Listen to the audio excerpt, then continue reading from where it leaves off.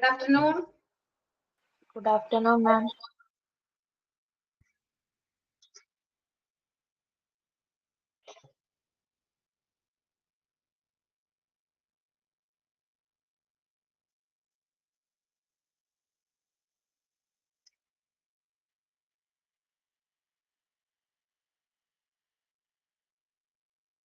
ബാക്കിയുള്ളവരൊക്കെ ഇവിടെ പോയി കാര്യം കാണുന്നില്ലല്ലോ. Morning, ma'am.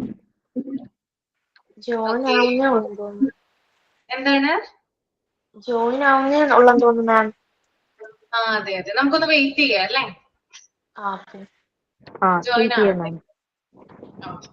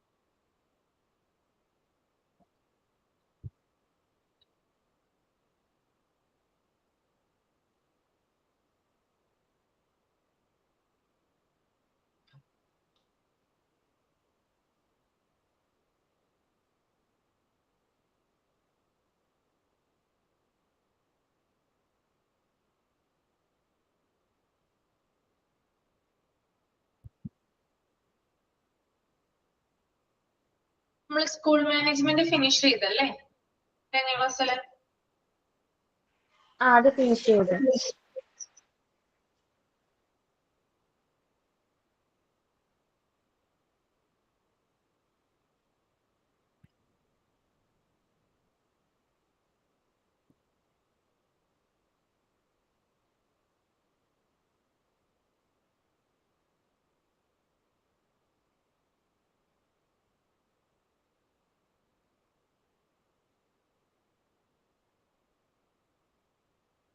ഓക്കെ, അപ്പൊ ആരെങ്കിലും പ്രയർ ചെയ്യൂ കേട്ടോ. പ്രയർ.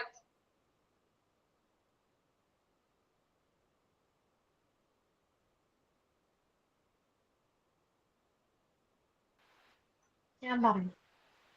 ഓക്കെ. വിശ്വാസ പ്രമാണം. സർവശക്തനായ പിതാവും ആകാശത്തിന്റെയും ഭൂമിയുടെയും സൃഷ്ടവുമായ ദൈവത്തിൽ ഞാൻ വിശ്വസിക്കുന്നു. അവിടുത്തെ ഏകപുത്രനും ഞങ്ങളുടെ കർത്താവുമായ യേശുമിശിഹായിലും ഞാൻ വിശ്വസിക്കുന്നു. ഈ പുത്രൻ പരിശുദ്ധാത്മാവിനാൽ ഗർഭസ്ഥനായി കന്യകാമറിയത്തിൽ നിന്ന് പിറന്ന് പൊന്തിയോസ് പിലാത്തോസിന്റെ കാലത്ത് പീഡകൾ സഹിച്ച് കുരിശിൽ തറയ്ക്കപ്പെട്ട് മരിച്ച് അടക്കപ്പെട്ട് പാതാളം നിറങ്ങി മരിച്ചവരുടെ ഇടയിൽ നിന്ന് മൂന്നാം നാൾ ഉയർത്ത് സ്വർഗത്തിലേക്ക് എഴുന്നള്ളി സർവശക്തിയുള്ള പിതാവായ ദൈവത്തിന്റെ വലത്തുഭാഗത്തിരിക്കുന്നു. അവിടെ നിന്നും ജീവിച്ചവരെയും മരിച്ചവരെയും വിധിക്കാൻ വരുമെന്ന് ഞാൻ വിശ്വസിക്കുന്നു. പരിശുദ്ധാത്മാവിലും ഞാൻ വിശ്വസിക്കുന്നു. വിശുദ്ധ കത്തോലിക്ക സഭയിലും പുണ്യമയുടെ ഐക്യത്തിലും പാപങ്ങളുടെ മോചനത്തിലും ശരീരത്തിന്റെ ഉയർപ്പിലും നിത്യമായ ജീവിതത്തിൽ ഞാൻ വിശ്വസിക്കുന്നു. ആമേൻ. സൈൻ ഇൻ ചെയ്യുന്നുണ്ടോ?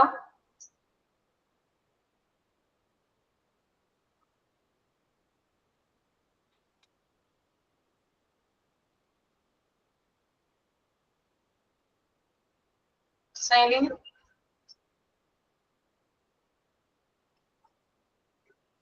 മാം, സൈനിങ് വേണമെങ്കിൽ ഡിസിപ്ലിനെ പറ്റി ഒക്കെ ഒരു സ്റ്റോറി തയ്യാറാക്കാൻ പറഞ്ഞായിരുന്നു. അത് വേണമെങ്കിൽ ഞാൻ പറയാം. ചെയ്തോളൂ.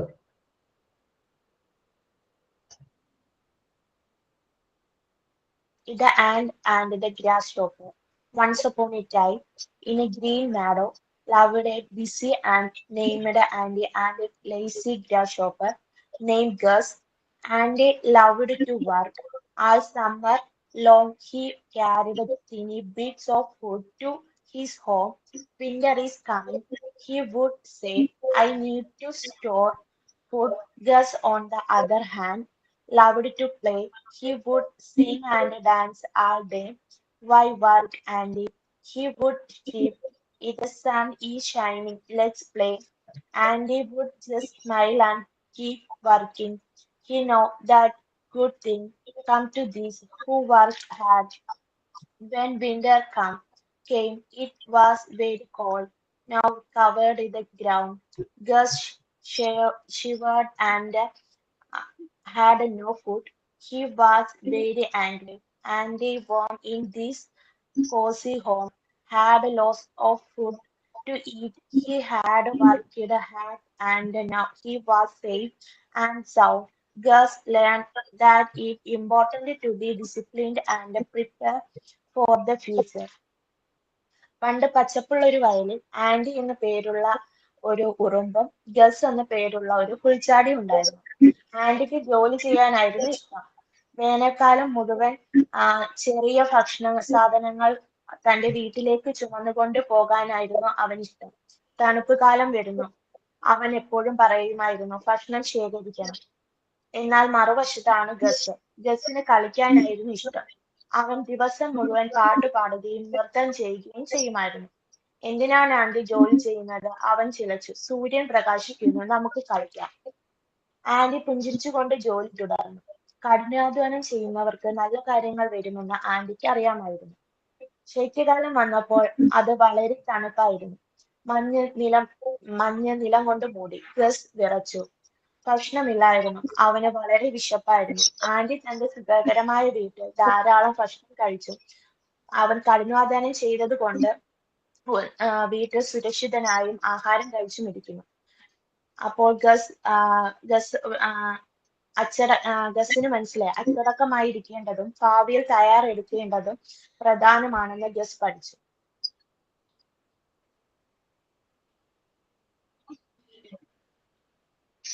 Okay.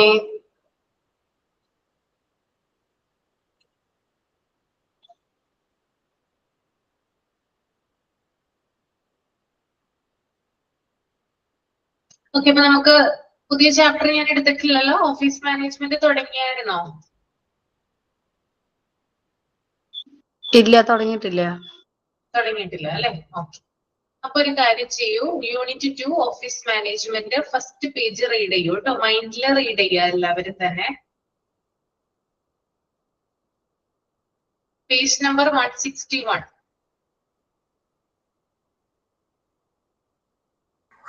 Good afternoon ma'am. Good afternoon.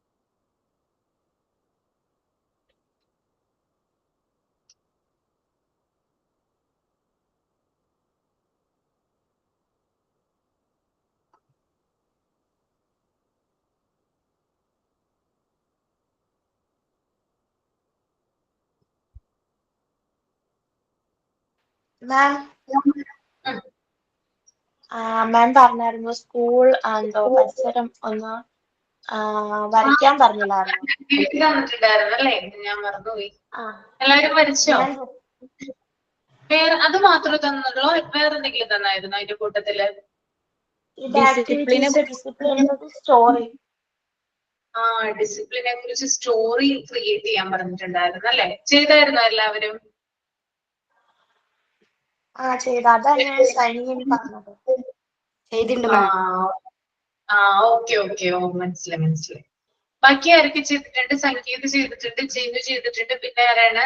ഒന്ന് തമ്പ് ചെയ്യോട്ടോ സ്റ്റോറി ക്രിയേറ്റ് ചെയ്തവര്. ഓക്കെ, എല്ലാവരും ഡ്രോയിങ് ചെയ്തായിരുന്നോ? ഡ്രോയിങ് ആദ്യം നമുക്ക് ഡ്രോയിങ് കാണാം.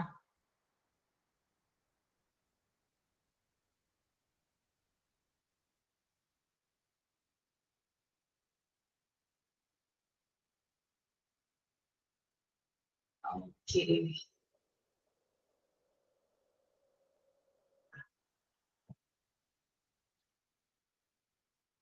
ഓക്കെ, അത് പ്ലേ ഗ്രൗണ്ട് ആണല്ലേ സൈഡില്?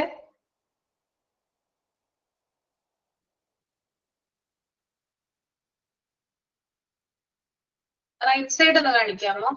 ആ ഓക്കെ, കിണറുണ്ട്, school bus. Okay okay, very good, നന്നായിട്ടുണ്ട് കേട്ടോ. എല്ലാരും ഉൾക്കൊള്ളിച്ചിട്ടുണ്ട്. എത്ര സമയം എടുത്തു ജോഫി ചെയ്യാനായിട്ട്?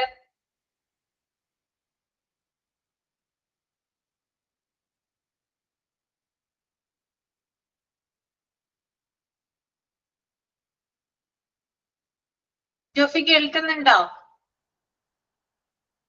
കേൾക്കുന്നുണ്ട് മാം. 2 എത്ര ദിവസം സമയം? അത് രാത്രി ഞാന് ഒരു മണിക്കൂർ രാത്രി ഇരിക്കും. അത് ഇച്ചിരി ചെയ്തിട്ട് പിന്നെ എഴുതാനിരിക്കും. പിന്നെ അത് കഴിഞ്ഞിട്ട് 2 ദിവസം കൊണ്ടാ വരച്ചത് ഫുള്ള്. 2 2 ദിവസം ദിവസം കൊണ്ട് എടുത്തു. വരച്ചല്ലേ? ആ ആ ഓക്കെ, വെരി ഗുഡ്, നന്നായിട്ടുണ്ട് കേട്ടോ. ശരി മാം. ഓക്കെ, അടുത്ത ആള് കാണിച്ചോളൂ.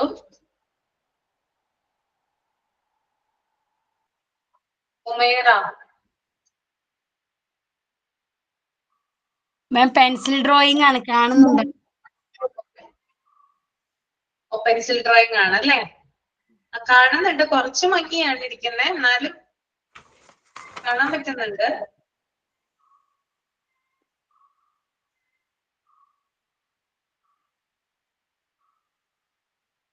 ബാക്കിയുള്ളവർക്ക് കാണാൻ പറ്റുന്നുണ്ടോ? ക്യാമറ ഒന്ന് തുടക്കേ, ഈർപ്പം അടിച്ചിരിക്കുന്നുണ്ടോ? ക്യാമറ ഒന്ന് ക്ലീൻ ചെയ്യും, എന്നിട്ടൊന്ന് കുറച്ച് ബ്ലർ പോലെ കാണുന്നുണ്ട്. ഓക്കെ, ഉമേറയില് നമുക്ക് വെയിറ്റ് ചെയ്യാം. അടുത്ത ആള് കാണിച്ചോളൂ കേട്ടോ. നെക്സ്റ്റ്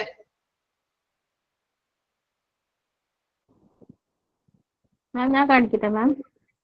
സംഗീത. മാം എനിക്ക് വരയ്ക്കാൻ വലിയ പിടുത്തമൊന്നുമില്ല, എന്നെ കൊണ്ട് ആയ രീതിക്ക് ഞാൻ വരച്ചതാണെന്ന്. കാണുന്നുണ്ടോ മാം? കാണാൻ പറ്റുന്നില്ല, വ്യക്തമല്ല.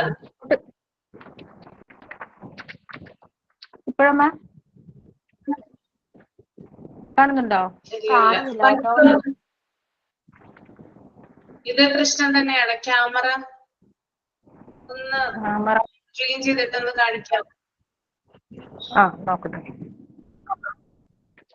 ഇപ്പോഴാ മാം? കാണുന്നുണ്ടോ? ചെറുതായിട്ട് കാണുന്നുണ്ട്. ഇപ്പോഴോ? ഞാൻ അടുപ്പിച്ച് കാണിക്കാം. അത് പെൻസിൽ വിത്ത് ക്രയോൺസ് ആണ് ഞാൻ യൂസ് ചെയ്തതേ. ഞാൻ ഒരു സ്കൂള് വരച്ചിട്ടുണ്ട്, പിന്നെ ഒരു ടോയ്ലറ്റ്, പിന്നെ കുട്ടികൾക്ക് വേണ്ടിയിട്ട് ചെറിയൊരു ഗാർഡൻ മോഡല്, പിന്നെ വാട്ടർ പ്യൂരിഫൈവ്, നമ്മൾ ഈ മഴവെള്ള സംഭരണി എന്നൊക്കെ പറയില്ലേ, എന്ന് പറഞ്ഞ മാതിരി സംഭരണി, അങ്ങനെ കുറച്ച് കാര്യങ്ങൾ, ഒരു വരാന്ത, അങ്ങനെയൊക്കെ ഞാൻ സെറ്റ് ചെയ്തേക്കണം അതിനകത്ത്.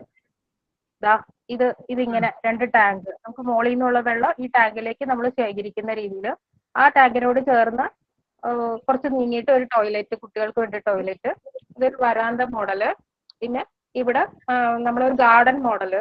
എനിക്ക് അത്രയൊക്കെ വരയ്ക്കാൻ, എനിക്ക് വരയ്ക്കാൻ വലിയ പിടുത്തമൊന്നുമില്ല, അറിയാവുന്ന പോലെ ഞാൻ വരച്ചതാണ്. കാണുന്നുണ്ടോ മാം? ഇതൊക്കെ നിങ്ങൾക്ക് വൈവ സമയത്ത് ഹെൽപ്പ് ചെയ്യും കേട്ടോ. വൈവയുടെ സമയത്താണ് ഇത് വരയ്ക്കുന്നതിന്റെ ഒക്കെ ബെനിഫിറ്റ് നിങ്ങൾക്ക് മനസ്സിലാവും. ഓക്കെ, നന്നായിട്ടുണ്ട് കേട്ടോ. Okay, thank you ma'am. Creative ആയിട്ട് ചെയ്തിട്ടുണ്ട് കേട്ടോ Sangeetha. Thank you ma'am. Okay. Next ആരാണ്? മിസ് എന്റേത് ജിനു. കാണുന്നുണ്ടോ? പണ്ടത്തെ സ്കൂളാ. കാണാൻ പറ്റുന്നുണ്ട്. പണ്ടത്തെ സ്കൂളാണ് അല്ലേ? പണ്ടത്തെ സ്കൂൾ. നമ്മള് സിനിമയിലൊക്കെ കാണുന്ന പോലത്തെ അല്ലെ പണ്ടത്തെ ടൈപ്പ് സ്കൂള്. പിന്നെ ഗാർഡനും അതിന്റെ ഒരു താഴെ മരങ്ങളാണോ, ട്രീസ് ആണോ, എന്താണ് താഴെ വരച്ചിരിക്കുന്നത്? താഴെ വ്യക്തമല്ല. അതെ, ഇത് മരം.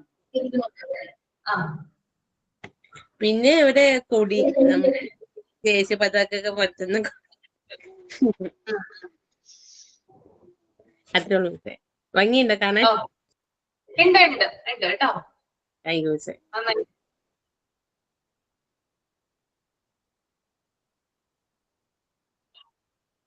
അടുത്താണ്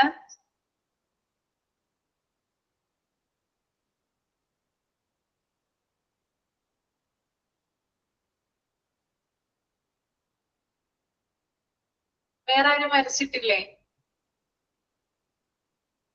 വരച്ചിട്ടുണ്ട് മിസ്, കളർ കൊടുക്കുകയാണ്, ലാസ്റ്റ് കാണിക്കുക. ഓക്കെ. വനജ വരച്ചായിരുന്നോ? ഞാൻ ചെയ്തിട്ടില്ല കേട്ടോ മിസ്, ഞാൻ നെക്സ്റ്റ് വീക്ക് ചെയ്ത് കാണിച്ചില്ല കേട്ടോ. ഈ വീക്ക് ഫുൾ ബിസി ആയിരുന്നു. എന്റെ സ്റ്റോറിയും എഴുതിയിട്ടില്ല, പടം വരച്ചിട്ടില്ല. അടുത്ത വീക്ക് എന്തായാലും കാണിക്കാട്ടാ. ഓക്കെ. കഴിഞ്ഞ ആഴ്ച ലീവായിരുന്നു. ലീവായിരുന്നു, ചെയ്തിട്ടില്ല. ചെയ്തിട്ടില്ല. ഞാനും ലീവായിരുന്നു. ചെയ്യാത്തവരൊക്കെ അടുത്ത ക്ലാസ്സിൽ ചെയ്യാട്ടോ. ഇനി വേറെ ആരെങ്കിലും ഉണ്ടോ? ആരുമില്ല. ഉമേറ. ഉമേറ വന്നിട്ടുണ്ട്.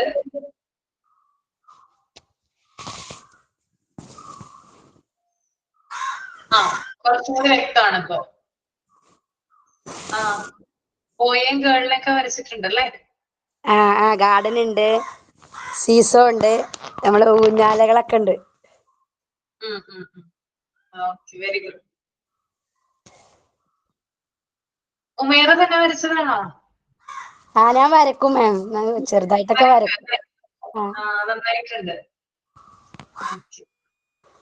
എന്റെ മക്കള് പറഞ്ഞു ഉമ്മാനൊക്കെ സമ്മതിക്കണം, ഉമ്മ നല്ല അടിപൊളിയായി വരച്ചിട്ടുണ്ടെന്ന് പറഞ്ഞു ഇന്നലെ. നല്ല ഭംഗിയുണ്ട്. ഞാൻ ശരിക്കും ആ ബോയും ഗേളിനെയും മാത്രമാണ് ഞാൻ കൂടുതലായിട്ട് ശ്രദ്ധിച്ചത്. അത് നല്ല അടിപൊളിയായിട്ടുണ്ട് അതൊക്കെ വരച്ചിട്ട്. ഓക്കെ.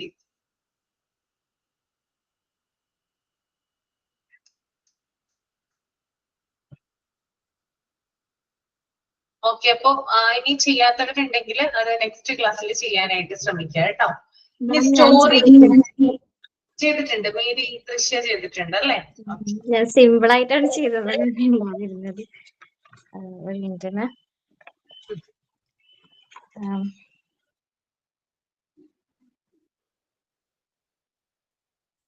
അടിപൊളി.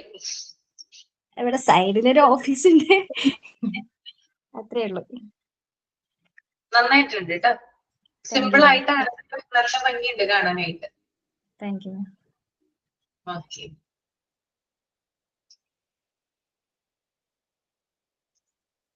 വരച്ചവരൊന്ന് ഗ്രൂപ്പിൽ ഇടാമോന്ന്, വരച്ചിട്ടുള്ളത്. അപ്പൊ അവർക്ക് ക്ലിയർ ആയിട്ട് കാണാൻ പറ്റും എന്നാ പറയുന്നത്.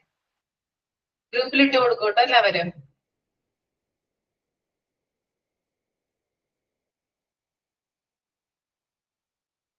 അപ്പൊ ഇനി ഡിസിപ്ലിന്റെ സ്റ്റോറി ആരൊക്കെയാ ചെയ്തിട്ടുള്ളത്?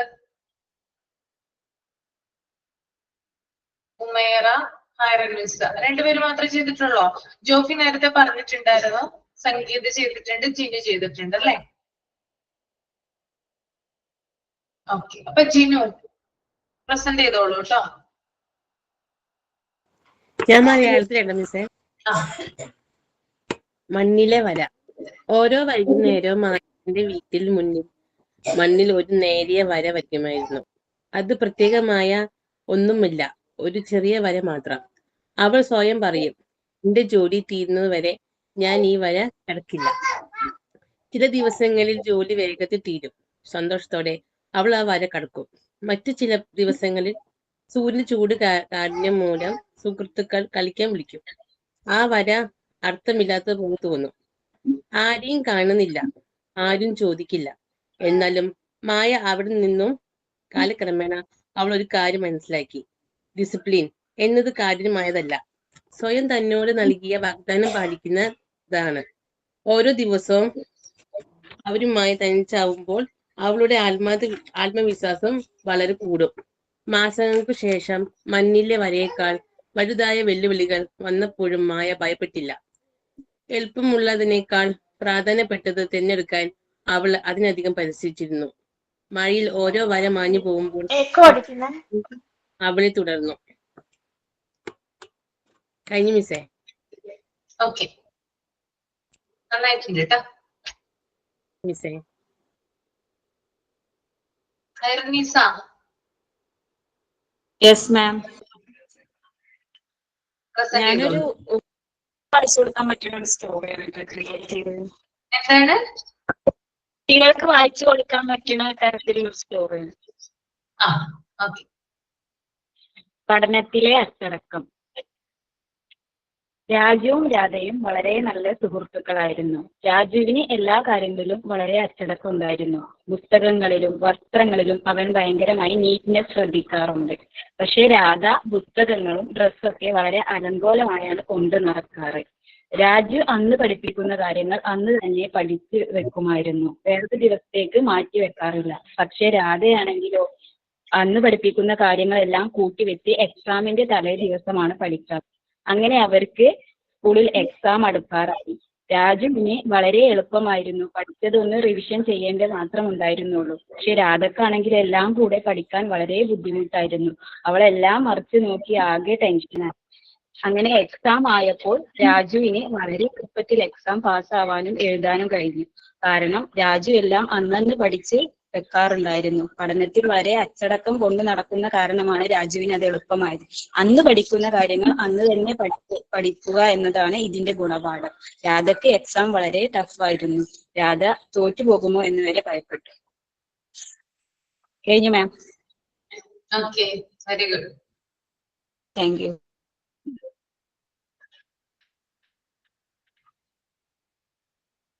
ഇനി ആരാണ്? സംഗീത. സംഗീത പറഞ്ഞായിരുന്നോ? ഇല്ലല്ലോ. ഞാൻ പറയാം. ഞാനൊരു കുഞ്ഞു കഥയാണ് ഉണ്ടാക്കിയേക്കുന്നത്. എന്റെ ഇമാജിനേഷനിലുള്ളതാണ്. രാഹുൽ എന്ന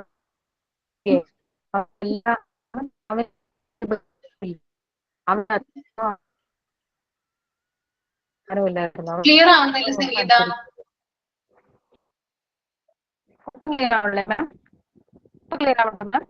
ഇല്ല ഇല്ല ഇല്ല ഇല്ല, മുറിഞ്ഞു പോകുന്നു പറയുന്നതിനിടയ്ക്ക്.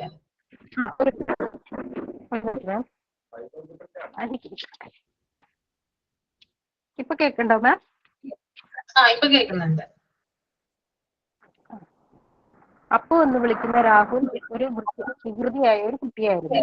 അവൻ ആരോടും ഒരു ബഹുമാനവും ഇല്ലായിരുന്നു. അവന്റെ അച്ഛനും അമ്മയോടും ഇല്ലെങ്കിൽ ക്ലാസ് ടീച്ചേഴ്സിനോടോ മറ്റുള്ളവരോടോ ഒരു ബഹുമാനവും ഇല്ലായിരുന്നു. അവൻ ദിവസം രാവിലെ വളരെ വൈകിയാണ് എണീറ്റിരുന്നതും സ്കൂളിൽ പോയിരുന്നത്. അസംബ്ലിക്ക് ശേഷമാണ് അവൻ സ്കൂളിൽ എത്തിയിരുന്നത്. അവനെ കൊണ്ട് ആ ക്ലാസ്സിലുള്ള ടീച്ചേഴ്സിന് വളരെ ബുദ്ധിമുട്ടായിരുന്നു. അവൻ ക്ലാസ്സിലിരുന്ന് എപ്പോഴും സംസാരിക്കുകയും ടീച്ചേഴ്സ് പറയണ അനുസരിക്കുകയും ഒന്നും ചെയ്യില്ലായിരുന്നു. അങ്ങനെ ഇരിക്കെ അവന്റെ സ്കൂളിൽ അവന് ആനുവൽ എക്സാം വന്നു. ആനുവൽ എക്സാം വന്നപ്പോഴത്തേക്ക് ഇവൻ നല്ല രീതിക്ക് പഠിക്കാതെയാണ് ആനുവൽ എക്സാം എഴുതാൻ അവൻ പോയത്. അങ്ങനെ ആനുവൽ എക്സാം വന്ന് അവൻ പരീക്ഷ എഴുതാൻ ഇരുന്നപ്പോഴത്തേക്ക് മറ്റുള്ളവരുടെ കോപ്പി അടിക്കാൻ അവൻ ശ്രമിച്ചു. അതിന് അവനെ ക്ലാസ്സിൽ പിടിക്കുകയും ചെയ്തു ടീച്ചേഴ്സ്. അങ്ങനെ ഇരിക്കെ അവന്റെ പരീക്ഷ റിസൾട്ട് വന്നു. അവന്റെ പരീക്ഷയിൽ അവൻ ഒഴിച്ച് ബാക്കി എല്ലാ കുട്ടികളും ആ ക്ലാസ്സിൽ ജയിക്കുകയും ചെയ്തു. ഇത് കണ്ട് അവന്റെ സഹപാഠികളെല്ലാവരും അവനെ വളരെയധികം കളിയാക്കി. ഇതിലവൻ മനസ്സ് വിഷമിച്ച് അവൻ വീട്ടിലിരുന്നപ്പോഴത്തേക്ക് അവന്റെ വിഷമം കണ്ട് അവന്റെ അച്ഛനും അമ്മയും അവനോട് ചോദിച്ചു, നിനക്ക് എന്താണ് വിഷമം മകനെ, നീ എന്തിനും ഇങ്ങനെ വിഷമിച്ചിരിക്കണേന്ന് ചോദിച്ചപ്പോൾ, ഞാൻ ഇങ്ങനെ വികൃതിയായി നടന്നത് കൊണ്ട് ആരും പറയണ അനുസരിക്കാത്തതുകൊണ്ട് എനിക്ക് പരീക്ഷയിൽ നല്ല മാർക്ക് വാങ്ങാൻ സാധിച്ചില്ല. അതുകൊണ്ട് ഞാൻ എല്ലാവരുടെയും മുമ്പിൽ നാണം കെട്ടി അമ്മ എന്ന് പറഞ്ഞ് കരഞ്ഞു. അപ്പൊ അച്ഛനും അമ്മയും അവന് പറഞ്ഞു കൊടുത്തു, നീ നല്ലൊരു കുട്ടിയാണ്, നിനക്ക് നല്ല ബുദ്ധിയും ഉണ്ട്, നല്ല പ്രവൃത്തിയും നിനക്കറിയാം, നീ അത് നല്ല രീതിയിൽ ഉപകരിക്കാത്തത് കൊണ്ടാണ് നിനക്ക് ഇങ്ങനെ ഒരു അവസ്ഥ വന്നത്. നീ ഇനി ഒരിക്കലും അങ്ങനെ ഒരു ബഹുമാനം ഇല്ലായിരിക്കോ അല്ലെങ്കിൽ പഠനത്തിൽ ശ്രദ്ധിക്കാതെ ഇരിക്കുകയോ ചെയ്യരുത്. പിന്നീടുള്ള വർഷം അവനായിരുന്നു ആ ക്ലാസ്സിലെ ടോപ്പർ. അവൻ ഈ അപ്പനും അമ്മയും പറഞ്ഞത് അവൻ അനുസരിച്ചു എന്നതാണ് അതിനർത്ഥം. Thank you ma'am. Okay, very good. Then Umaira. Ma'am, ശിക്ഷണത്തിന്റെ വഴികാട്ടി ഒരു സ്റ്റോറിയാണ് ഞാൻ ഇവിടെ പറയാൻ പോകുന്നത്. മലയോര ഗ്രാമത്തിലെ ഒരു സാധാരണ വിദ്യാർത്ഥിയായിരുന്നു അരുണ്. പഠനത്തിൽ അത്ര താല്പര്യമൊന്നും അവൻ കാണിച്ചിരുന്നില്ല. സമയം കിട്ടുമ്പോഴൊക്കെ അവൻ കളിക്കും. മൊബൈലായിരുന്നു അവന്റെ ആകെയുള്ള ഒരു ലോകം. രാവിലെയാണെങ്കിലോ വൈകിട്ട് എണീക്കും. പുസ്തകം തുറക്കാനാണെങ്കിൽ അവനക്ക് ഭയങ്കര മടിയായിരുന്നു. ഇന്നല്ലേ നാളെ എന്നായിരുന്നു അവന്റെ സ്ഥിരം മറുപടി. അരുണിന്റെ അച്ഛൻ ഒരു സാധാരണ ഒരു കർഷകനായിരുന്നു. ദിവസവും സൂര്യോദയത്തിന് മുമ്പ് എഴുന്നേറ്റ് കൃഷിയിൽ ഏർപ്പെടുന്ന ഒരാളായിരുന്നു അയാൾ.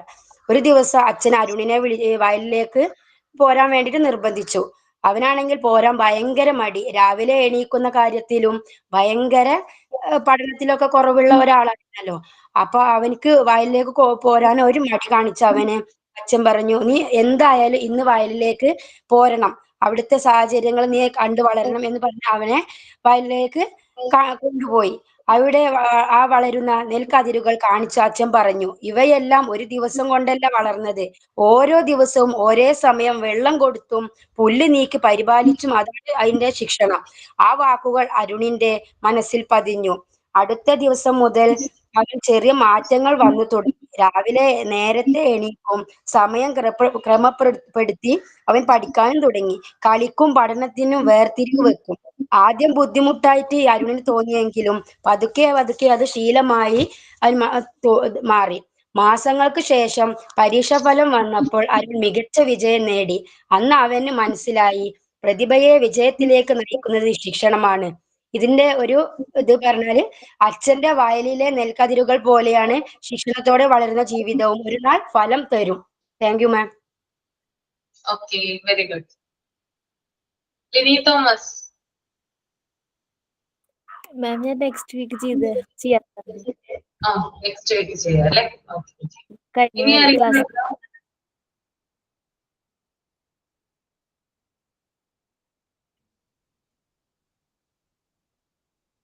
ആരെങ്കിലും ഞാൻ വൈകിട്ട് മാം. റസ്മിന ചെയ്തോളൂ.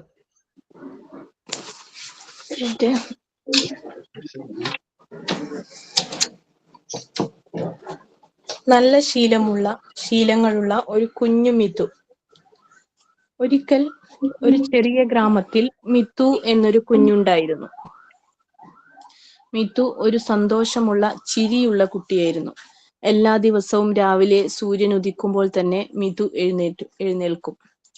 അവൻ ആദ്യം പല്ല് തേക്കും, മുഖം കഴുകും, കിടക്ക ഒതുക്കും. അമ്മ മിതുവിനോട് പറയും, നല്ല കുട്ടികൾക്ക് നല്ല ശീലങ്ങൾ വേണം. മിതു സന്തോഷത്തോടെ അമ്മയെ സഹായിക്കും.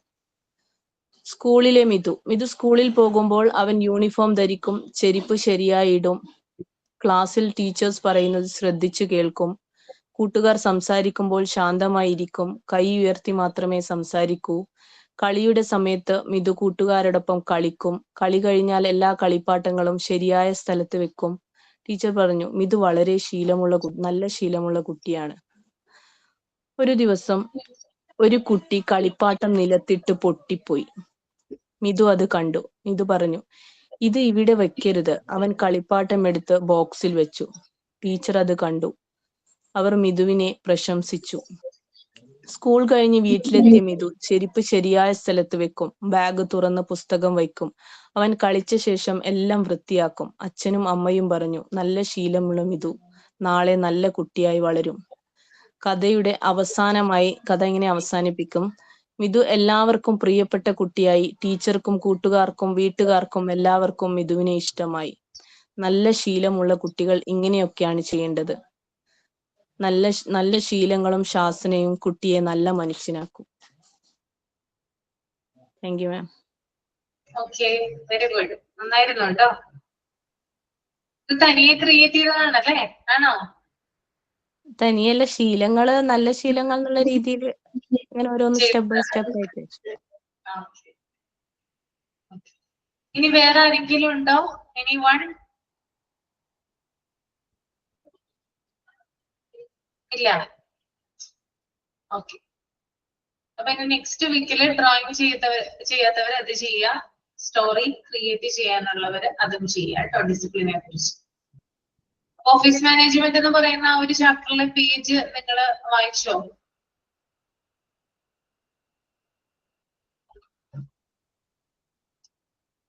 പേജ് റീഡ് ചെയ്തായിരുന്നോ? ചെയ്തു. ഓക്കെ. മാം ബ്രൗൺ സ്റ്റെയറിന്റെ കാര്യം പറഞ്ഞില്ലായിരുന്നോ? ഏതാണ്? ഇപ്പം ബ്രൗൺ സ്റ്റെയറിന്റെ കാര്യം പറഞ്ഞില്ലായിരുന്നോ? Brown stair. ആ ആ അത് മാം ഇപ്പം നമ്മൾ പിങ്ക് ടവറിനകത്ത് നമുക്ക് പിങ്ക് ഇത് കിട്ടും, ചാർട്ട് കിട്ടും. അപ്പൊ നമുക്ക് അളവെടുത്ത് ചെയ്യാം. പക്ഷെ ബ്രൗൺ ആകുമ്പോ ഒന്നും ചാർട്ട് നോക്കിയിട്ട് കിട്ടിയില്ല. അവസാനം ഞാൻ ബോക്സ് വെച്ച് ചെയ്ത് പറഞ്ഞ ചാർട്ട് നോക്കിയിട്ട് കിട്ടിയില്ല അല്ലേ? ചാർട്ട് നോക്കിയിട്ട് കിട്ടിയില്ല. ഞാൻ പിന്നെ ബോക്സിനകത്ത് നമ്മുടെ ഇതില്ലേ, പൊതിയിടുന്ന പേപ്പർ ഇല്ലേ, പറയട്ടെ, ഈ പൊതിയിടുന്ന പേപ്പർ ബ്രൗൺ കളറിൽ കിട്ടില്ലേ? വേണ്ടേ ബ്രൗൺ കളറിൽ കിട്ടുമോ? അതാണ്ട് ഈ കളറേ കിട്ടത്തുള്ളൂ, ബ്രൗൺ ആയിട്ട് കിട്ടത്തില്ല. ഈ ഒരു കളറേ കിട്ടത്തുള്ളൂ. ബ്രൗൺ, നല്ല ബ്രൗൺ ഇല്ല. ഓക്കെ, അങ്ങനെ ചെയ്തിട്ടുണ്ടല്ലോ. എവിടെ ഞാൻ നോക്കട്ടെ, പിങ് ചെയ്തിട്ട്. ഓക്കെ, ഇതിപ്പോ എത്ര എണ്ണം ഉണ്ട്? ഇത്രയുമാണ് ചെയ്തേക്കുന്നത് അല്ലേ? ഇത്രയാ ചെയ്തേക്കുന്ന. 7 എണ്ണം ഉണ്ട്. ഇത് 7 എണ്ണേ ഉള്ളൂ. 7 എണ്ണം ഉള്ളു അല്ലേ? ഇനിയും ചെയ്യാനുണ്ട്. ഇനിയും ചെയ്യാനുണ്ട്. ഓക്കെ ഓക്കെ, എന്നാലും നന്നായിട്ടുണ്ട്.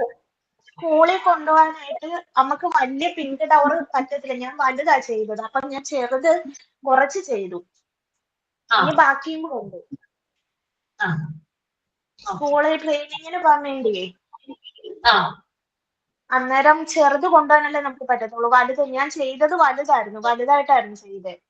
അങ്ങനെ ചെറുത് വലുതായിട്ടായിരുന്നു. പിന്നെ ഇപ്പൊ ചെറുത് ചെയ്തു. ചെറുത് ചെയ്തല്ലേ? ചാർട്ട് പേപ്പറും കൊണ്ട് മാത്രമാണോ ചെയ്തിരിക്കുന്നത്? അത് അതിന്റെ ഉള്ളിൽ എന്തെങ്കിലും കട്ടിക്ക് വേറെ എന്തെങ്കിലും വെച്ചേക്കുന്നുണ്ടോ? ഇല്ല, ഇത് ചാർട്ട് മാത്രമാ, വെയിറ്റ് ഇല്ല. ചാർട്ട് ഇല്ലേ, പിങ്ക് ചാർട്ട് ഇല്ല, പിങ്ക് ചാർട്ടാ.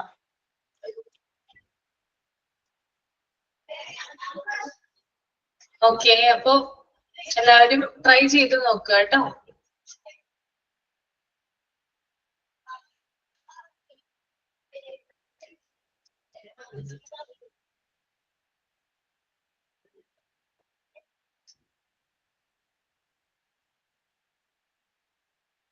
അപ്പൊ നമുക്ക് ഓഫീസ് മാനേജ്മെന്റിലോട്ട് പോവാം. എല്ലാവരും റെഡി അല്ലേ? സ്റ്റാർട്ട് ചെയ്യട്ടെ. ഫസ്റ്റ് പാരഗ്രാഫ് നോക്കിക്കോളൂ. The word office management means maintaining the staff, maintaining the records, and the decision making, and so on. But the teacher is not an office manager. She cannot make decisions, or she does not want to control other staffs. She is only taking part in the office works. എന്താ ഉദ്ദേശിക്കുന്നത് അവിടെ? First പാരഗ്രാഫില് office management എന്ന വാക്കിന്റെ അർത്ഥം ജീവനക്കാരെ പരിപാലിക്കുക, രേഖകൾ സൂക്ഷിക്കുക, അതൊക്കെയാണ്. പിന്നെ but the teacher is not an office manager. പക്ഷെ ഓഫീസിലെ അധ്യാപകരെല്ലാം അത് മാനേജ് ചെയ്യുന്നത്. ഓഫീസ് മാനേജ്മെന്റിൽ she cannot make decision or she does not want to control. അവർ ഓഫീസ് വർക്ക് മാത്രമേ ഉള്ളൂ. അവർ തീരുമാനങ്ങൾ എടുക്കാൻ അവർക്ക് കഴിയില്ല, അല്ലെങ്കിൽ മറ്റ് ജീവനക്കാരെ നിയന്ത്രിക്കാൻ അവർ ആഗ്രഹിക്കുന്നില്ല. She is only taking part of the office work. അവർ ഓഫീസ് വർക്കിന്റെ ഭാഗം മാത്രമാവുന്നത്.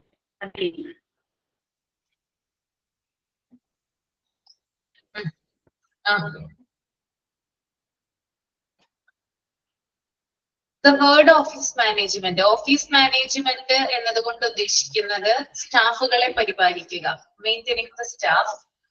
അതുപോലെ തന്നെ റെക്കോർഡ്സ് മെയിൻറ്റെയിൻ ചെയ്യുക. അതായത് പ്രധാനപ്പെട്ട റെക്കോർഡുകൾ, രേഖകൾ ഉണ്ടാകും, അത് മെയിൻറ്റെയിൻ ചെയ്യുക. പ്രധാനപ്പെട്ട തീരുമാനങ്ങൾ എടുക്കുക. ഇതാണ് ഓഫീസ് മാനേജ്മെന്റ് എന്നുള്ള ആ ഒരു വേർഡിന്റെ അർത്ഥം അല്ലെങ്കിൽ മീനിങ് വരുന്നത് കേട്ടോ. അപ്പൊ നിങ്ങള് അത് ജസ്റ്റ് ഒന്ന് അണ്ടർലൈൻ ചെയ്തു പോവാ, എക്സാമിന് ചോദിക്കും. Maintaining the staff, maintaining the records and decision making, ഇതാണ് ഓഫീസ് മാനേജ്മെന്റ്. പക്ഷെ ടീച്ചർ എന്ന് പറയുന്ന വ്യക്തി ഇവിടെ ഒരു ഓഫീസ് മാനേജർ അല്ല. ടീച്ചർ അവിടെ ജോലി ചെയ്യുന്നുണ്ടെങ്കിലും ആരല്ല, ഒരു ഓഫീസ് മാനേജർ അല്ല. അവൾക്ക് പ്രധാനപ്പെട്ട കാര്യങ്ങളിൽ തീരുമാനമെടുക്കാനോ മറ്റുള്ളവരെ കൺട്രോൾ ചെയ്യാനോ സാധിക്കില്ല. സാധിക്കുന്ന കാര്യം എന്ന് പറഞ്ഞാല് അവിടെ നടക്കുന്ന ഓഫീസ് വർക്കുകളിൽ പങ്കാളികളാകുക, അല്ലെങ്കിൽ അതിനകത്ത് ഇൻവോൾവ് ചെയ്യുക എന്നുള്ളതാണ്, പാർട്ടിസിപ്പേറ്റ് ചെയ്യുക. അപ്പൊ ആ ഒരു ജോലി മാത്രമാണ് ആർക്ക് കൊടുത്തിരിക്കുന്നത്, ടീച്ചർക്ക് കൊടുത്തിരിക്കുന്നത് കേട്ടോ. ടീച്ചറുടെ മെയിൻ ജോലി എന്ന് പറയുന്നത് പഠിപ്പിക്കലാണ്, അതവിടെ നടക്കുന്നുണ്ട്.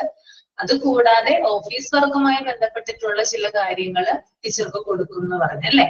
അപ്പൊ അങ്ങനെ കൊടുക്കും, പക്ഷെ അതിനകത്ത് എന്ത് ചെയ്യില്ല, അത് കൊടുക്കുന്നു, ഓഫീസ് വർക്ക് കൊടുക്കുന്നു എന്ന് പറഞ്ഞിട്ട് മറ്റുള്ള ടീച്ചേഴ്സിനെ കൺട്രോൾ ചെയ്യാനോ അല്ലെങ്കിൽ മാനേജ്മെന്റിന്റേതായിട്ടുള്ള പ്രധാനപ്പെട്ട കാര്യങ്ങളിൽ തീരുമാനമെടുക്കാനോ ഒന്നും ടീച്ചർക്ക് സാധിക്കുന്നതല്ല. മനസ്സിലായോ?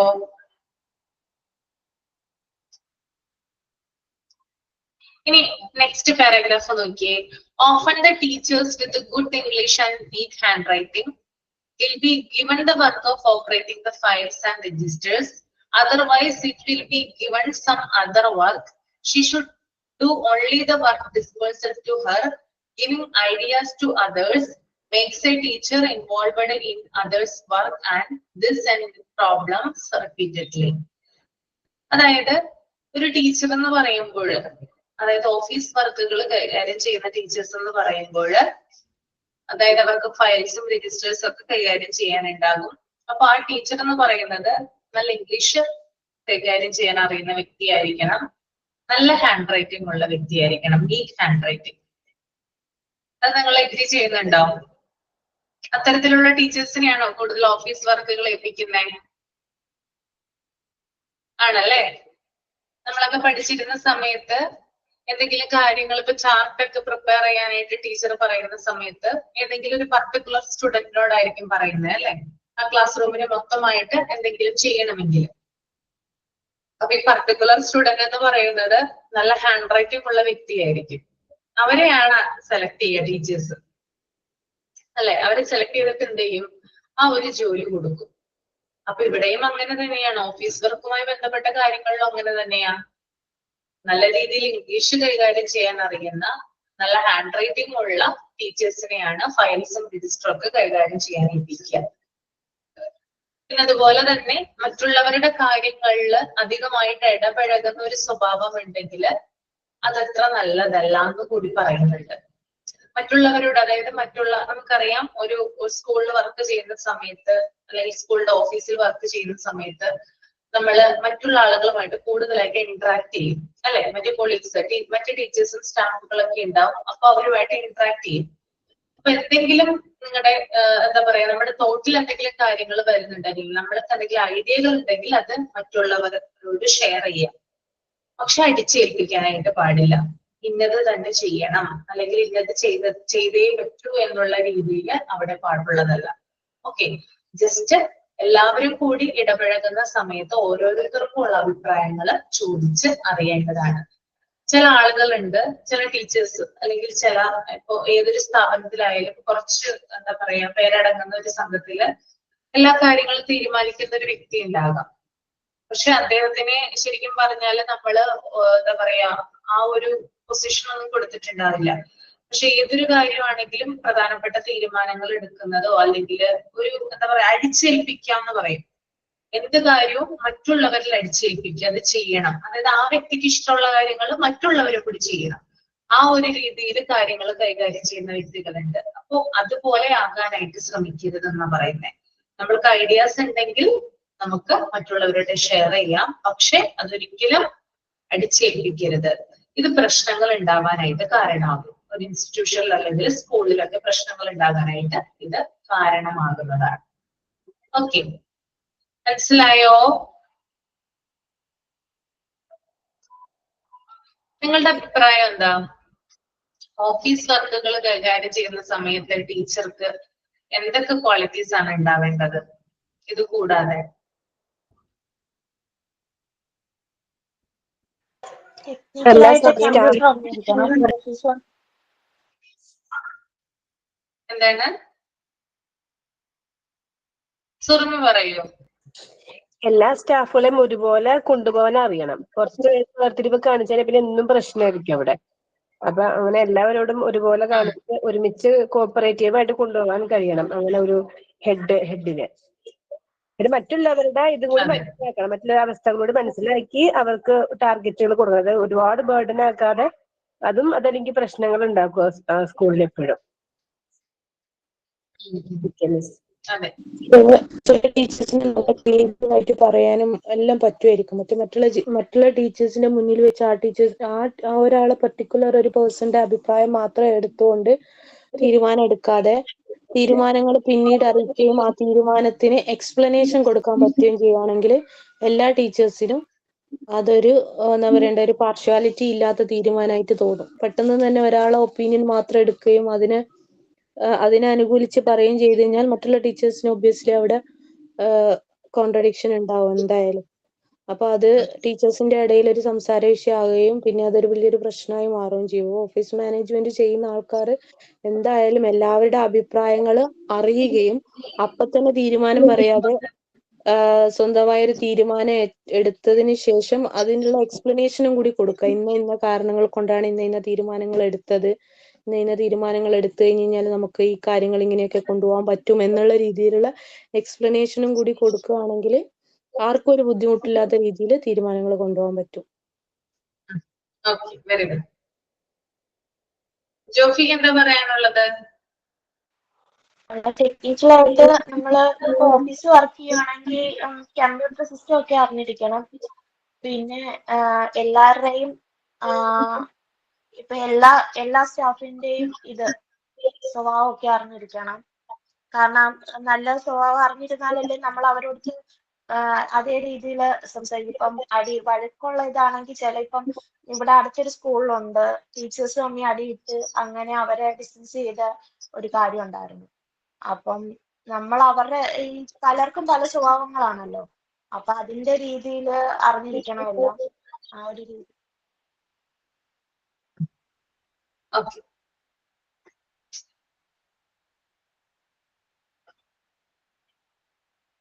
നെക്സ്റ്റ് പാരഗ്രാഫ് നോക്കിക്കോളൂ കേട്ടോ. മൂന്നാമത്തേതാണ് വായിക്കാൻ പോകുന്നത്.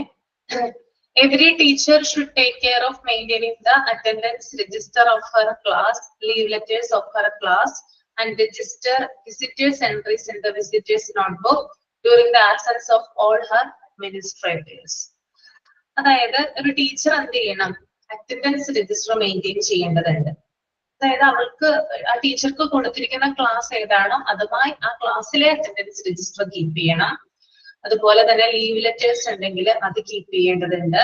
അതുപോലെ തന്നെ വിസിറ്റേഴ്സ് എൻട്രീസ്, വിസിറ്റേഴ്സ് നോട്ട്ബുക്ക് ഉണ്ടല്ലോ, വിസിറ്റേഴ്സ് വരുന്ന സമയത്ത് അവരുടെ പേരും അതുപോലെ സൈനും ടൈമും കാര്യങ്ങളൊക്കെ ഉള്ള ഒരു ബുക്ക് ഉണ്ട്, അതൊക്കെ എന്ത് ചെയ്തിരിക്കണം?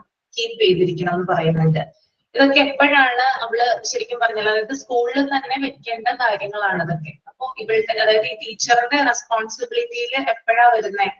അതായത് അഡ്മിനിസ്ട്രേറ്റേഴ്സ് ഉണ്ട്, അതായത് ഇതുമായി ബന്ധപ്പെട്ട് ഇത് നോക്കുന്ന ചില സ്റ്റാഫുകൾ ഉണ്ട്. അവരുടെ ആബ്സെൻസ് ഉണ്ടെങ്കിൽ ഈ ടീച്ചർക്കാണ് എന്ത് ചെയ്യേണ്ടത്? ഇതിന്റെ റെസ്പോൺസിബിലിറ്റി ഉള്ളത്. അത് അറ്റൻഡൻസ് രജിസ്റ്റർ സൂക്ഷിക്കുന്ന കാര്യത്തിലായാലും ലീവ് ലെറ്ററുകൾ സൂക്ഷിക്കുന്ന കാര്യത്തിലായാലും വിസിറ്റേഴ്സ് എൻട്രി സൂക്ഷിക്കുന്ന കാര്യത്തിലായാലും.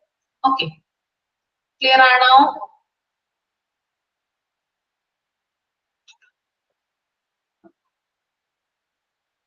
Then next paragraph, if she is given the work of operating the admission register, staff leave register, and so on, then only she should touch them.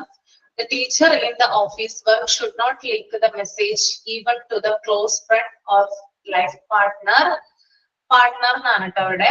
Keeping concealment is very important. അതായത് admission register കൈകാര്യം ചെയ്യാനുള്ള responsibility ആർക്കുണ്ട്? ടീച്ചർക്ക് കൊടുത്തിട്ടുണ്ട്. Staff register handle ചെയ്യാനായിട്ട്, അതുപോലെ തന്നെ leave letter register. അപ്പൊ നമുക്കിതൊന്ന് നോക്കാം എന്തൊക്കെയാണ്. അഡ്മിഷൻ രജിസ്റ്റർ എന്താ? അഡ്മിഷൻ രജിസ്റ്റർ എന്താ?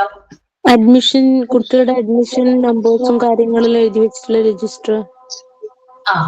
അഡ്മിഷൻ എടുക്കുന്ന സമയത്ത് പേരന്റ് പൂരിപ്പിച്ച് കൊടുക്കുന്ന കാര്യങ്ങളാണ് അതിലുള്ളത്. പേരന്റിന്റെ പേര്, അഡ്രസ്സ്, കാര്യങ്ങളെല്ലാം ഉണ്ടാവും ഇതില്. സ്റ്റുഡന്റിന്റെ പേരുണ്ടാവും അല്ലെ, പിന്നെ അഡ്രസ് ഉണ്ടാകും, അതുപോലെ ഡേറ്റ് ഓഫ് ബർത്ത് ഉണ്ടാകും, പിന്നെ മറ്റ് വിവരങ്ങൾ, ഇത്തരത്തിലുള്ള കുട്ടികളുടെ ആ കുട്ടിയുടെ സ്റ്റുഡന്റിന്റെ സകല ഡീറ്റെയിൽസ് ഇതിലുണ്ടാവും, അഡ്മിഷൻ രജിസ്റ്ററിൽ ഉണ്ടാകും.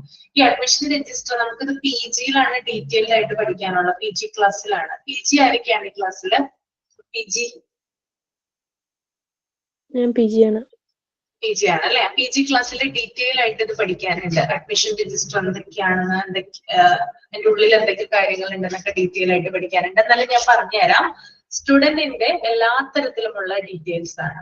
നേരത്തെ പറഞ്ഞില്ല, പേരുണ്ട്, അഡ്രസ് ഉണ്ട്, father name, mother name, occupation, അതുപോലെ തന്നെ ആ കുട്ടിയുടെ ഡേറ്റ് ഓഫ് ബർത്ത്, ഇങ്ങനെയുള്ള സകല കാര്യങ്ങളും അഡ്മിഷൻ രജിസ്റ്ററിൽ രേഖപ്പെടുത്തി വെക്കും.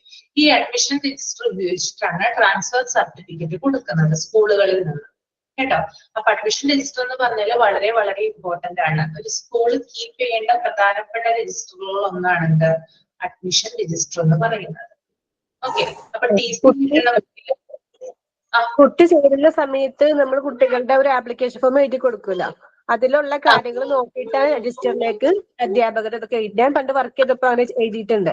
ഞാനിപ്പോ നമ്മള് ഇത് ഫിൽ ചെയ്ത് കൊടുക്കും, എന്നിട്ടാണ് പിന്നെ എന്ത് ചെയ്യുന്നത്, അഡ്മിഷൻ രജിസ്റ്ററിലേക്ക് ഇത് എൻ്റർ ചെയ്യുന്നത്. ഇപ്പോ നമുക്കറിയാം എല്ലായിടത്തും കമ്പ്യൂട്ടർ ആണ്, കമ്പ്യൂട്ടർ വഴി എല്ലാ തരത്തിലുള്ള കാര്യങ്ങളും കമ്പ്യൂട്ടറിലാണ് എൻ്റർ ചെയ്തിരിക്കുന്നത്. എന്നാലും ഈ രജിസ്റ്റേഴ്സ് അവിടെ കീപ്പ് ചെയ്തിട്ടുണ്ടാവും.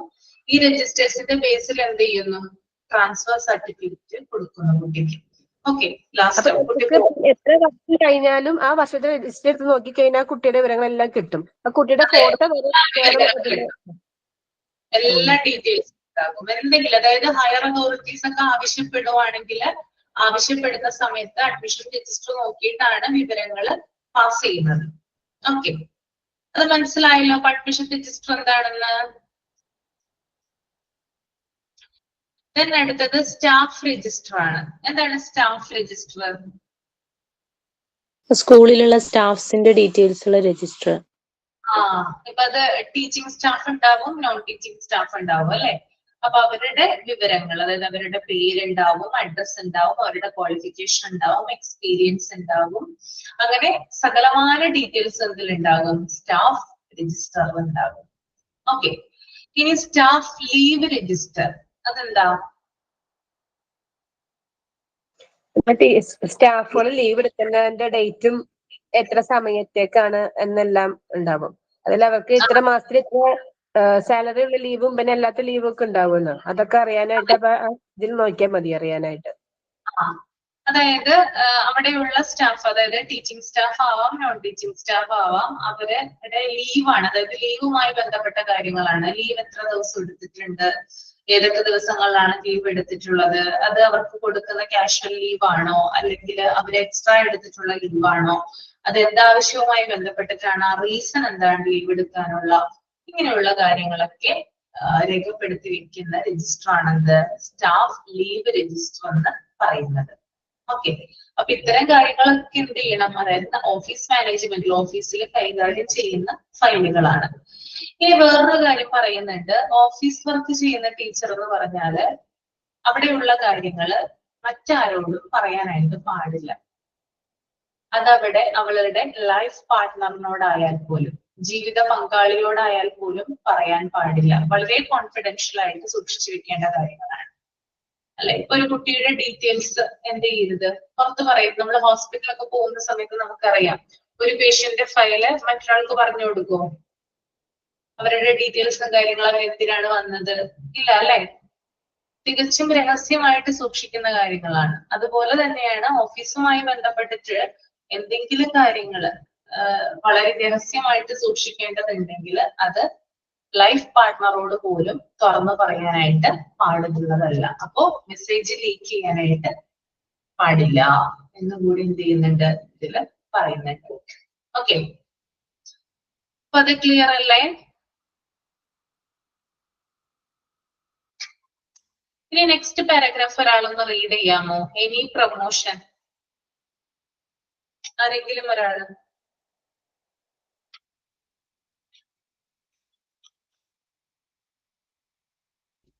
റസ്മിന ഞാൻ റീഡ് ചെയ്യൂ. വായിക്കുന്നത് സംഗീത പറഞ്ഞോട്ടെ. Okay. Thank you ma'am. Any promotion from the teaching guard. കേൾക്കുന്നുണ്ടോ മാം? കേൾക്കുന്നുണ്ട്. Teaching guard is only an administrative post. So the teacher should think that taking part in the office work in a training for her. In the starting point, she should show each and all work she does not. Her supervisor who had allotted the work and get checked whether she had done it properly. അടുത്ത paragraph വായിക്കണോ മാം? ഇല്ല, അതൊന്ന് explain ചെയ്യാൻ പറ്റുമോ?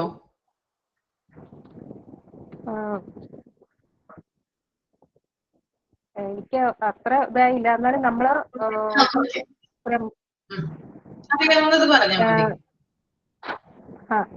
Any promotion from the teaching grade is only the administrative post. എനിക്കത്രയായിട്ട് മനസ്സിലായില്ല മാം.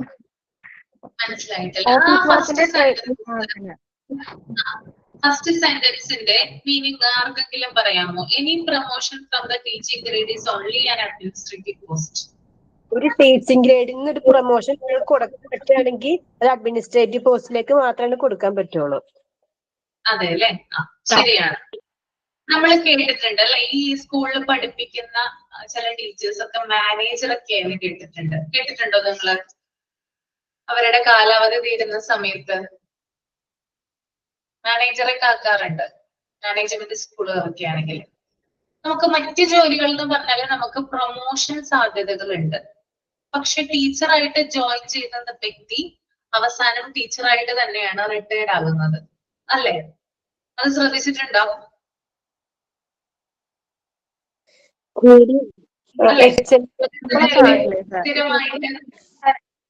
ഹെഡ്മിനിസ്റ്റേഴ്സ് അങ്ങനെ principal അങ്ങനെ എന്തെങ്കിലും ആവാന്നല്ലാണ്ട് ടീച്ചേഴ്സ്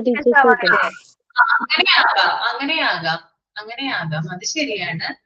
എന്നാലും നിങ്ങളൊന്ന് മെജോറിറ്റി ഒന്ന് എടുത്ത് നോക്കിയാൽ മതി, പറയാൻ പറ്റും. പ്രിൻസിപ്പളൊക്കെ ആവണമെങ്കിൽ ആദ്യം ടീച്ചേഴ്സ് ആയിരിക്കും, പിന്നെ അവര് കുറെ വർഷം എക്സ്പീരിയൻസ് ആയി കഴിയുമ്പോ അവര് HM ആയിട്ട് പ്രൊമോട്ട് ചെയ്യും.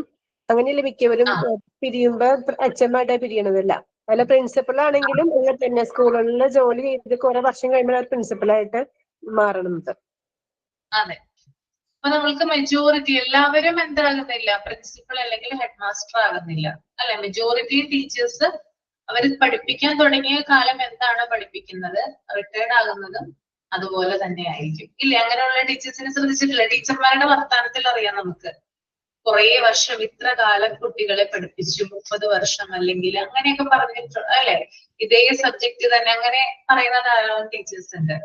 അപ്പോ ഈ ടീച്ചിങ് ഗ്രേഡിൽ നിന്നുള്ള പ്രൊമോഷൻ എന്ന് പറയുന്നത് അഡ്മിനിസ്ട്രേറ്റീവ് പോസ്റ്റിലേക്കായിരിക്കും. മാനേജർ ആയിട്ടുള്ള ഒരു ഇത് കൊടുക്കാം, അല്ലെങ്കിൽ ആ ഒരു മാനേജ്മെന്റുമായി ബന്ധപ്പെട്ട് സുപ്രധാനമായിട്ടുള്ള പൊസിഷനിൽ ആ വ്യക്തി വരാം. അഡ്മിനിസ്ട്രേറ്റീവ് പോസ്റ്റിലേക്ക് ആ വ്യക്തി വരാം, ടീച്ചർ വരാം. അപ്പോ ഈ ഒരു ഓഫീസ് വർക്കുമായി ബന്ധപ്പെട്ടിട്ടുള്ള ട്രെയിനിങ് എന്താ പറയാ, ടീച്ചർക്ക് കിട്ടിയിരിക്കണം എന്നാണ് പറയുന്നത്. ട്രെയിനിങ് കൊടുത്തിരിക്കണം. അതുപോലെ തന്നെ സുപ്പീരിയേഴ്സ് പറയുന്ന കാര്യങ്ങള് ഫോളോ ചെയ്യാനായിട്ട് ടീച്ചർ റെസ്പോൺസിബിൾ ആണ്.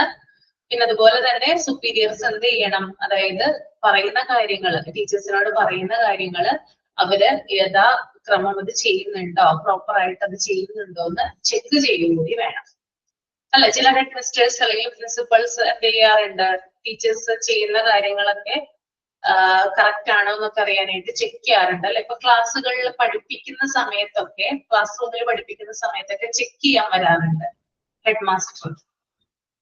റോന്ത് ചുറ്റാന്ന് പറയോ അല്ലെ? പുറത്തു വന്ന് നിൽക്കും ക്ലാസ്സിന്റെ. ടീച്ചർ അറിയില്ല, പോകുമ്പോഴായിരിക്കും അറിയുന്നത്.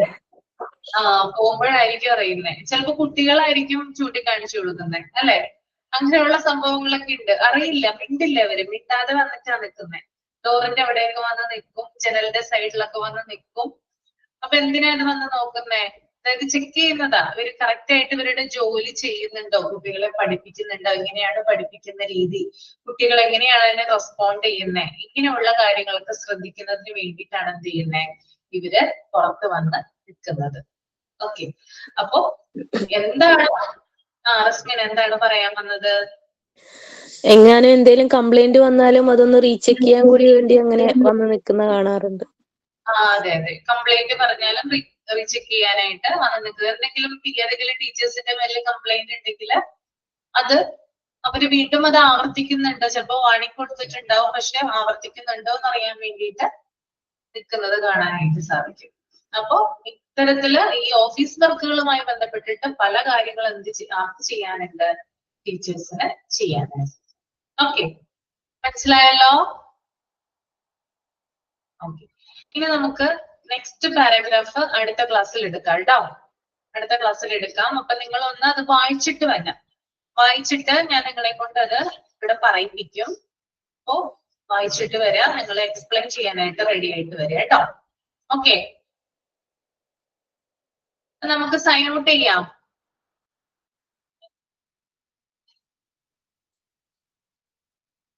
സൈൻ ഔട്ട് ആരെങ്കിലും ചെയ്യുന്നുണ്ടോ?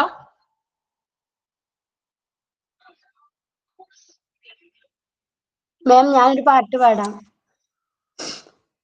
ഓക്കെ. കഴിഞ്ഞു പോയ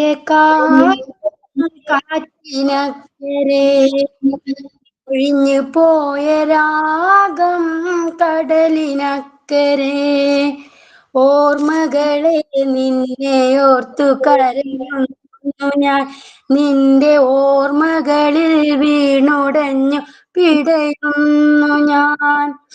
കഴിഞ്ഞു പോയ കാലം കാറ്റിനക്കരെ കൊഴിഞ്ഞു പോയ രാഗം കടലിനക്കരെ ഓർമ്മകളെ നിന്നെ ഓർത്തു കരയുന്നു ഞാൻ, നിന്റെ ഓർമ്മകളിൽ വീണുടഞ്ഞു പിടയുന്നു ഞാൻ.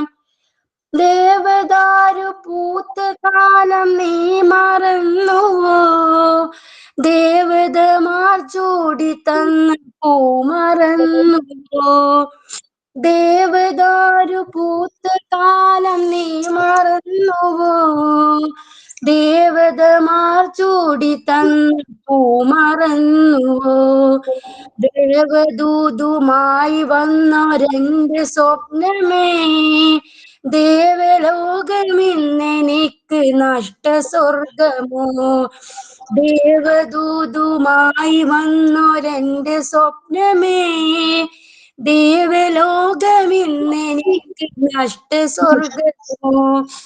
കഴിഞ്ഞു പോയ കാലം കാറ്റിനക്കരെ കൊഴിഞ്ഞു പോയ രാഗം കടലിനക്കരെ മഞ്ഞലയിൽ മുങ്ങി നിന്ന തിങ്കളല്ലയോ, തമ്പുരുവിൻ തങ്ങി നിന്ന കാവ്യമല്ലയോ, മഞ്ഞലയിൽ മുങ്ങി നിന്ന തിങ്കളല്ലയോ, തമ്പുരുവിൽ തങ്ങി നിന്ന കാവ്യമല്ലയോ, കരളിനുള്ളിലൂറി നിന്നൊരെന്റെ രാഗമേ, കരയരുതേ എന്നെയോർത്ത് തേങ്ങരുതേ നീ, കരളിനുള്ളിലൂറി നിന്നൊരെന്റെ രാഗമേ, കരയരുതേ എന്നെയോർത്തു തേങ്ങരുതേ നീ.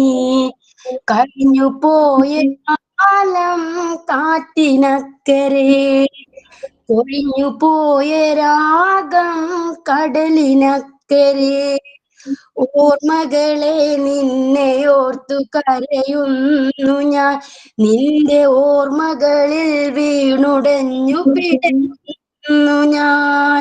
Thank you ma'am. Okay, very good. അപ്പൊ നമുക്ക് നെക്സ്റ്റ് ക്ലാസ്സിൽ കാണാം കേട്ടോ. Okay, thank U.